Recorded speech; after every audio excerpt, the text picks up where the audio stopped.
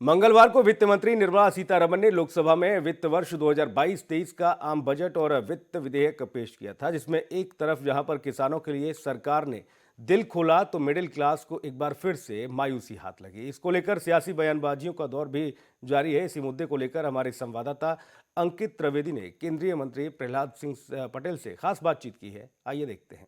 2022 का बजट पेश हो गया। हमारे साथ केंद्रीय मंत्री प्रहलाद पटेल जी हैं। सर, आज बजट पास हुआ है। विपक्ष लगातार बोल रहा है कि ये केवल चुनावी बजट है, जनता के साथ धोखा दिया है।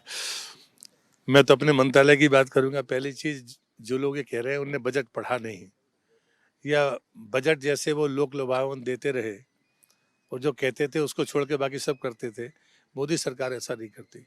मोदी सरकार का रिकॉर्ड है, जो बजट में कहा वो पूरा हुआ, और वो आम गरीब आदमी के लिए, जरूरतमंद के लिए, किसान के लिए।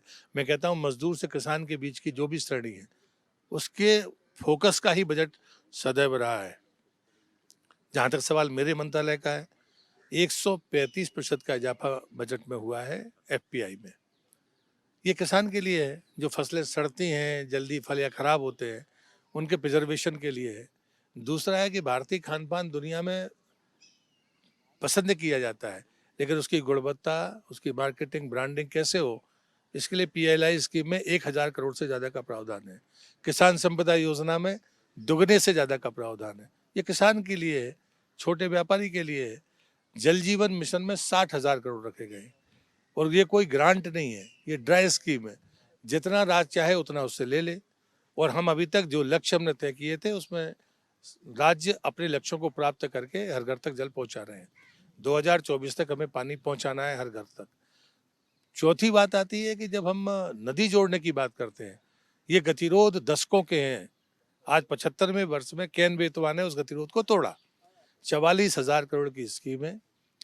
7 लाख हेक्टेयर में सिंचाई होगी, 12 लाख परिवारों को पानी मिलेगा, सौर ऊर्जा से बिजली मिलेगी, जल ऊर्जा से बिजली मिलेगी। लेकिन उससे बड़ी बात है, जब अभी बजट में 5 जो स्थान चिन्हित हुए हैं, वो चिन्हित स्थान वो हैं जहां बरसात में भी पानी नहीं होता। डेफिसिट बेसिन से सरप्लस बेसिन को जोड़ना, ये दूरगामी तरीके से, अगर मैं पांचवी बात करता हूं, तो सूखे और बाढ़ के कारण हर सरकारों को वित्तीय भार पड़ता है। अगर आपने इस खाई को पाटा, नदी जोड़कर, तो आप उस बड़े नुकसान से देश को बचाएंगे। तो मुझे लगता है कि सतत विकास के लक्ष्य का बजट है ये। सर, कल राष्ट्रपति अपना संबोधन कर रहे थे सेंट्रल हॉल के अंदर, तो उन्होंने तमाम ऐसे मुद्दे को केंद्र सरकार की सराहना की। स्वास्थ्य हो, सड़क हो, पानी हो, शिक्षा हो। लेकिन विपक्ष आज बोल रहा है कि 16 लाख लोगों को नौकरी देने का वादा किया गया था यूपी के अंदर, वो भी आज तक वो पूरा नहीं हुआ। नहीं, मुझे लगता है कि ये नेगेटिव आलोचना के लिए आलोचना करना अलग बात है। मुझे लगता है कि उनको इन नीतियों पर कोई टिप्पणी करनी चाहिए कि आपने जो पिछले बजट में कहा था वो नहीं किया। इस पर तो कोई वो चर्चा कर नहीं रहे। और इसलिए मुझे लगता है कि जब आप इंफ्रास्ट्रक्चर पर जब आप पैसा इन्वॉल्व करते हैं, तो वो रोजगार भी देता है और स्थायी समाधान देता है। कुछ 2 दिन पहले तो कह रहे थे कि साहब चुनावी बजट आएगा, अब उनको लगा कि नहीं, ये तो सतत विकास का बजट है। तो आलोचना के लिए विपक्ष आलोचना ना करे, और जब डिबेट होगी तो सामने आए मैदान पर। बातचीत करने के लिए धन्यवाद। ये थे केंद्रीय मंत्री प्रहलाद पटेल, जिन्होंने साफ तौर पर कहा कि आने वाले समय में यह बजट भारत को नई रफ्तार देगा। वीडियो जर्नलिस्ट महेंद्र के साथ अंकित त्रिवेदी, सी10 न्यूज़, दिल्ली।